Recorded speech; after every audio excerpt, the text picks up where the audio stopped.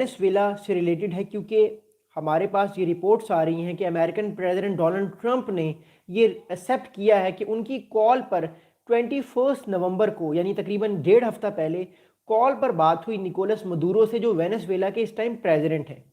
इस टाइम सूरत हाल वेनेजुएला की ये है कि अमेरिका ने ये ऑर्डर दिया है सारी दुनिया की फ़्लाइट्स को कि वो अपनी जो एयर स्पेस है वो वेनेजुएला की एयर स्पेस इस्तेमाल ना करें, बिकॉज वेनेजुएला की एयर स्पेस अगर इस्तेमाल होती है तो हो सकता है कि आने वाले टाइम पे वेनेजुएला के ऊपर कोई अटैक हो और उस अटैक के दौरान कोई जो हवाई जहाज़ है या जो कोई पैसेंजर प्लेन है वो गिर के तबाह हो जाए, तो अमेरिका नहीं चाहता।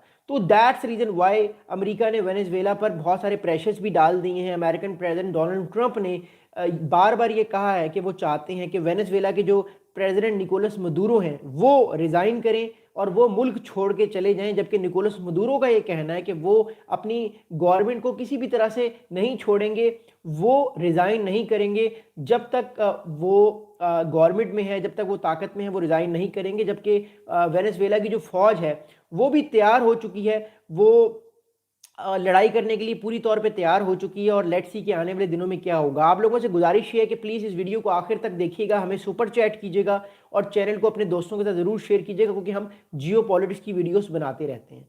अब हमारे पास जो रिपोर्ट्स आ रही हैं वो ये हैं कि 21 नवंबर को 29 नवंबर को वेनेजुएला के प्रेसिडेंट निकोलस मदुरो और अमेरिकन प्रेसिडेंट डोनाल्ड ट्रंप के दरमियान एक कॉल जो है वो हुई, दोनों ने कॉल पे बात की। अब उस कॉल पे बात क्या की गई वो मैं आपको बताता हूं। On Sunday the US president Donald Trump confirmed that the call has been taking place between Nicolas Maduro and American president Donald Trump. अब जो निकोलस मदुरो ने ट्रंप को क्या बात कही इस कॉल पे वो मैं आपको बताता हूं। डोनाल्ड ट्रंप ने निकोलस मदुरो को क्या बात की। डोनाल्ड ट्रंप ने निकोलस मदुरो को उस कॉल पे कहा कि भाईजान आपको ये छोड़नी पड़ेगी अपनी पोजीशन, आपको कोशिश ये करनी होगी कि आपको रिज़ाइन करना होगा, आपको अपनी फैमिली के साथ किसी और कंट्री में जाना होगा अगर अपने आप को बचाते हैं। जबकि निकोलस मदुरो ने जवाब में ये कहा कि मैं अपनी प्रेसिडेंसी से रिज़ाइन करने को तैयार हूं, लेकिन मुझे जो फौज की जो कमांड है वो कमांड मेरे पास ही रहनी चाहिए, मैं फौज की कमांड नहीं छोड़ूंगा। अभी सारे मामले का मैं आपको मतलब बताता हूं कि निकोलस मदुरो फौज की कमांड क्यों नहीं छोड़ना चाहते। देखिए, जो इस टाइम वेनेजुएला है उसके अंदर जो पावर है, रियल पावर, वो आर्मी की पावर है। अब उस आर्मी को लीड कौन कर रहा है इस टाइम? उस आर्मी को इस टाइम लीड जो है वो निकोलस मदुरो कर रहे हैं। निकोलस मदुरो का ये कहना है अमेरिकन प्रेसिडेंट से कि अगर वो रिजाइन भी करते हैं, अपनी प्रेसिडेंशियल पावर को वो ट्रांसफॉर्म करते हैं, किसी और को अपनी पावर्स देते हैं, या वो एक्सेप्ट करते हैं कि वो रिजाइन कर रहे हैं, लेकिन वो कभी भी अपनी जो आर्मी की जो पावर उनको मिली हुई है, यानी जो आर्मी के वो कमांडर इन चीफ हैं, वो कभी नहीं छोड़ेंगे। इसका मतलब ये है कि निकोलस मदुरो जो है वो कभी भी पावर को नहीं छोड़ेंगे, क्योंकि आर्मी की पावर जिसके पास है वेनेजुएला में वही असल में ताकत में है। तो दैट्स द रीजन वाई। लेकिन डोनाल्ड ट्रंप ने इनको जवाब में कहा कि आपको सारी पावर्स छोड़नी पड़ेंगी, आपको या तो रशिया जाना पड़ेगा या तो आपको मुल्क को छोड़ना पड़ेगा। You have to leave the game, you are not the part of the game any more. So this is also very important thing which is going to be um coming this. अच्छा, अब अगली बात सुनेगा। अब अगली बात यह है कि जो सोर्सेज हैं, जो सोर्सेज हमें रिपोर्ट कर रहे हैं कि जो टॉक हुई, जो कॉल हुई 21 नवंबर को डोनाल्ड ट्रंप और वेनेजुएला के प्रेसिडेंट निकोलस मदुरो के दरमियान, उस कॉल में जो बातें की गई वो मैं आपको बताता हूं। आप निकोलस मदुरो और डोनाल्ड ट्रंप के दरमियान जो बातें की गई वो मैं आपको एग्जैक्ट वर्ड्स बताना चाहता हूं। डोनाल्ड ट्रंप ने जो है वो निकोलस मदुरो को कॉल पे कहा कि you can save yourself and those closest to you but you must leave the country now. अब डोनाल्ड ट्रंप ने कहा कि आगे डोनाल्ड ट्रंप ने रिपोर्टेडली ऑफर किया है safe passage to Nicolas Maduro, his wife and his son, only if is agreed to resign right away. तो उस कॉल में डोनाल्ड ट्रंप ने निकोलस मदुरो को स्ट्रेट फॉरवर्ड कहा कि आपने अगर खुद को बचाना है, अपनी वाइफ और अपने सन को, तो मैं आपको वेनेजुएला से उड़ा के जहां पे भी आपने जाना है मैं आपको भिजवा दूंगा, लेकिन आपको रिजाइन अभी और इसी वक्त करना होगा। तो मैं आपको ये अपॉर्चुनिटी देता हूं। यानी अमेरिकन प्रेसिडेंट कहीं ना कहीं लचक दिखा रहे हैं और वो ये चाह रहे हैं कि वो बताएं निकोलस मदुरो को कि अगर वो रिजाइन कर देते हैं, या वो एक तरह से खुद को यू कैन से अपने आप को एक्सपोज नहीं करते या रिजाइन करके चले जाते हैं, तो आने वाले टाइम पे ये हो सकता है कि अमेरिकन प्रेसिडेंट डोनाल्ड ट्रंप जो है निकोलस मदुरो को कोई ऐसा ऑप्शन दे दें जिस ऑप्शन को लेने के बाद निकोलस मदुरो जो है वो अपनी फैमिली के साथ जो है वो फ्लैट कर दें। लेकिन निकोलस मदुरो ये ऑप्शन फिलहाल कबूल नहीं करने वाले। We don't know why. उनको शायद अभी भी ये लगता है कि अमेरिका ब्लफ मार रहा है, बट मैं आपको ऑलरेडी बता चुका हूं कैटेगोरिकली कि अमेरिका ब्लफ नहीं मार रहा। अमेरिका डिसाइड कर चुका है कि निकोलस मदुरो को फारिग होना पड़ेगा। अगली बात सुनेगा। अब अगली इंपॉर्टेंट बात इस सारे मामले में, अगर हम इस चीज को थोड़ा सा आगे लेकर चलते हैं, एक चीज हमें समझ आती है कि इस सारे मामले के बाद एक चीज हम लोगों को अंडरस्टैंड हो रही है कि वेनेजुएला जो है वो लड़ाई के लिए तैयार है। निकोलस मदुरो अपनी पावर इतनी आसानी से नहीं देंगे, तो अमेरिका के पास आने वाले दिनों में क्या ऑप्शंस हैं। अब जो मैं डाटा को एनालाइज कर रहा हूँ, चीज़ों को देख रहा हूँ बड़ी कुर्बत से, बड़ी करीबियत से, तो एक चीज़ जो है वो मुझे अंडरस्टैंड हो रही है और हम सब लोगों को होनी चाहिए कि अमेरिकन प्रेसिडेंट डोनाल्ड ट्रंप आने वाले कुछ घंटों में या आने वाले कुछ दिनों में एयर स्ट्राइक्स इनिशिएट करवा सकते हैं, जिससे निकोलस मदुरो को डराया जाए कि अगर वो हुकूमत को नहीं रिज़ाइन करते या वो फ्लड नहीं करते या वो जहाज़ में उड़ के अपनी फैमिली को लेकर नहीं चले जाते किसी और जगह पे, ब्राज़ील में, कोलंबिया पे, किसी और जगह पे, तो उनका ऊपर स्ट्राइक्स भी हो सकती हैं और उनको मारा भी जा सकता है। अमेरिका भी वेनेजुएला के प्रेसिडेंट निकोलस मदुरो को एलिमिनेट नहीं करेगा, mark my words.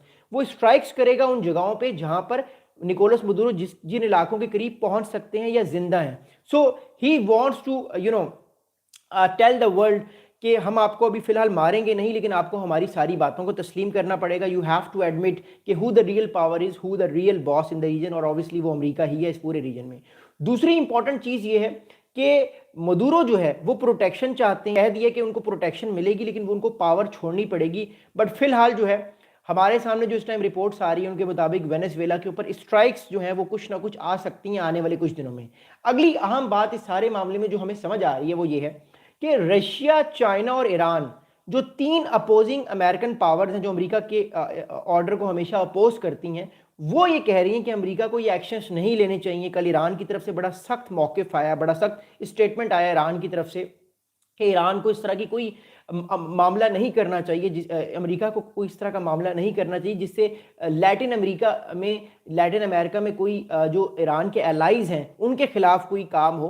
But America decide कर चुका है। दूसरी तरफ अमेरिका के अंदर जो डेमोक्रेट्स हैं और रिपब्लिकन्स हैं वो भी डिवाइडेड हैं। कुछ रिपब्लिकन्स कहते हैं कि एक्शन होना चाहिए, कुछ रिपब्लिकन्स कहते हैं एक्शन नहीं होना चाहिए। बट मैं आपको बड़े वसूख के साथ, बड़ी एक्यूरेसी के साथ ये बता सकता हूँ कि एयर स्ट्राइक्स जो हैं वो अमेरिका करेगा, क्योंकि अमेरिका ने अगले कुछ दिनों में वेनेजुएला के ऊपर से जो नो टाइम है वो जारी कर दी है। मतलब कोई भी जो है वो जहाज़ नहीं उड़ सकता नो टाइम का, और बॉर्डर से भी लड़ाई हो सकती है, बॉर्डर पर भी स्ट्राइक्स हो सकती हैं वेनेजुएला के। और जो इस टाइम गवर्नमेंट है वो इस टाइम पूरे प्रेशर में है। निकोलस मदुरो को बार बार टीवी पर आकर इंटरव्यूज़ देने पड़ रहे हैं, ये बताना पड़ रहा है कि वो जिंदा हैं, लोगों की सपोर्ट लेना चाहते हैं। बट ही आल्सो नोज के कोई भी गलती, ज़रा सी भी, कोई भी उनका अगर कंट्रोल में लूजनेस होती है तो उनके अपने एलाइज, उनके अपने मिलिट्री सोल्जर्स भी उनके खिलाफ खड़े हो सकते हैं। और अमेरिका भी ये चाह रहा है कि कोई ऐसा ऑप्शन लिया जाए जिसमें निकोलस मदुरो को भी सेफ्टी के साथ जो है वो इससे पूरे मामले से अलग किया जाए, और दूसरी जानिब जो है अमेरिकन प्रेसिडेंट डोनाल्ड ट्रंप जो है